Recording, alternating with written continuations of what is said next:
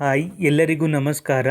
ಈ ವಿಡಿಯೋದಲ್ಲಿ ನಾವು ಅಗ್ರಿಕಲ್ಚರ್ ಆಫೀಸರ್ ಮತ್ತು ಅಸಿಸ್ಟೆಂಟ್ ಅಗ್ರಿಕಲ್ಚರ್ ಆಫೀಸರ್, ಅದು ಎ.ಒ. ಮತ್ತು ಎ.ಎ.ಒ. ಈ ಎಕ್ಸಾಮ್ನ ನೋಟಿಫಿಕೇಷನ್ ಬಿಟ್ಟಿದ್ದನ್ನು KEA ಅವರು ಡಿನೋಟಿಫೈ ಮಾಡಿದ್ದಾರೆ. ಸೊ ಈ ಎಕ್ಸಾಮ್ ಬಗ್ಗೆ ನಾವು ತಿಳ್ಕೊಳ್ಳೋಣ.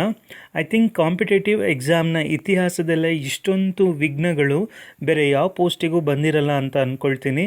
ಯಾಕಂದರೆ ನಿಮಗೆಲ್ಲ ಗೊತ್ತಿರೋ ಹಾಗೆ KPSC ಅವರು ಮೊದಲು ಇದನ್ನು ನೋಟಿಫೈ ಮಾಡಿದರು.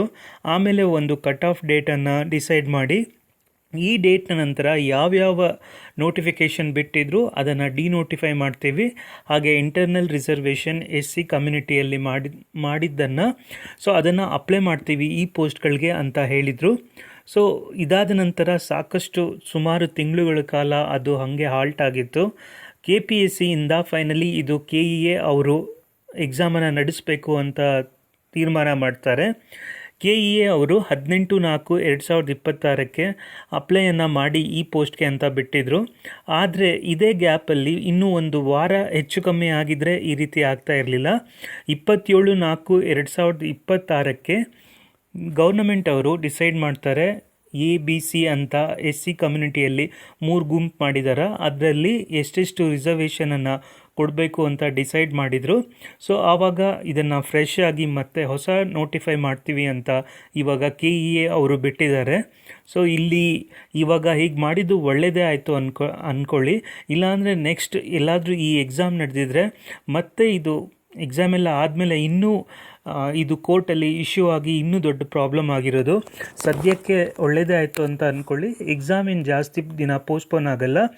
ಜಸ್ಟ್ ಇದೇ ಡೇಟ್ ಏನು ಬಿಟ್ಟಿದ್ದಾರೆ ಇದಕ್ಕಿಂತ ಒಂದು 15-20 ಡೇಸ್ ಹೆಚ್ಚು ಕಮ್ಮಿ ಆಗ್ಬೋದು ಅಷ್ಟೇ. ಬೇಗ ಅಪ್ರೂವ್ ಮಾಡ್ತಾರೆ ಅಗ್ರಿಕಲ್ಚರ್ ಡಿಪಾರ್ಟ್ಮೆಂಟ್ ಅವರು. ಅದಾದ ನಂತರ KEA ಅವರು ಬೇಗ ಪ್ರಾಸೆಸನ್ನು ಶುರು ಮಾಡ್ತಾರೆ. ನಿಮಗೆ ಗೊತ್ತಿರುವಂಗೆ KPSCಯನ್ನು ಕಂಪೇರ್ ಮಾಡಿದರೆ KEA ಅವರು ತುಂಬ ಬೇಗ ಎಕ್ಸಾಮನ್ನು ಕಂಡಕ್ಟ್ ಮಾಡ್ತಾರೆ.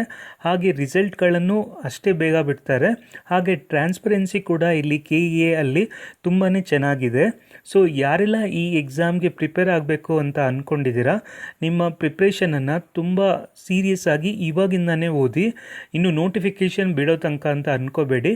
KEA ಅವರು ಹೆಚ್ಚು ಕಮ್ಮಿ ನೋಟಿಫಿಕೇಷನ್ ಇನ್ನು ಒಂದು 10 ಡೇಸಲ್ಲಿ ಬಂದರೆ ನೆಕ್ಸ್ಟ್ ಇನ್ನೊಂದು 1.5-2 ತಿಂಗಳು ಒಳಗೆ ಎಕ್ಸಾಮನ್ನು ಕಂಪ್ಲೀಟ್ ಮಾಡ್ತಾರೆ. ಅದಕ್ಕೋಸ್ಕರ ನಾನು ಈ ಚಾನಲಲ್ಲಿ ಕರ್ನಾಟಕ ಬಡ್ಜೆಟ್ ಬಗ್ಗೆ ಆಗಿರ್ಬೋದು, ಹಾಗೆ ಸ್ಟ್ಯಾಟಿಕ್ ಪಾಯಿಂಟ್ಸ್ ಲೈಕ್ ಬುದ್ಧಿಸಮ್ ಆಗಿರ್ಬೋದು, ಕಾಂಪಿಟೇಟಿವ್ ಎಕ್ಸಾಮ್ಗೆ ಬೇಕಾಗಿರುವಂಥ ಈ ರೀತಿ ತುಂಬ ಕಾನ್ಸೆಪ್ಟ್ಗಳು, ಕರ್ನಾಟಕದ ಬಗ್ಗೆ ಕಂಪ್ಲೀಟ್ ಹಿಸ್ಟ್ರಿ ಈ ರೀತಿ ಮತ್ತು MCQಗಳು ಇದೆಲ್ಲ ಸಾಕಷ್ಟು ವೀಡಿಯೋಸ್ಗಳನ್ನು ನಾನು ಈ ಚಾನಲಲ್ಲಿ ಮಾಡಿದ್ದೀನಿ.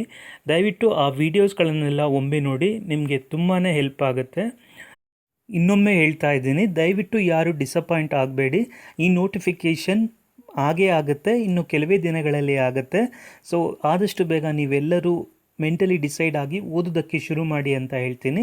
ನಾನು ಹೇಳಿದಂಥ ಇನ್ಫಾರ್ಮೇಷನ್ ಇಷ್ಟ ಆಗಿದರೆ ದಯವಿಟ್ಟು ಈ ವಿಡಿಯೋಗೆ ಲೈಕ್ ಕೊಡಿ, ಹಾಗೆ ಈ ಚಾನಲನ್ನು ಸಬ್ಸ್ಕ್ರೈಬ್ ಮಾಡಿ. ಎಲ್ಲರಿಗೂ ಧನ್ಯವಾದಗಳು.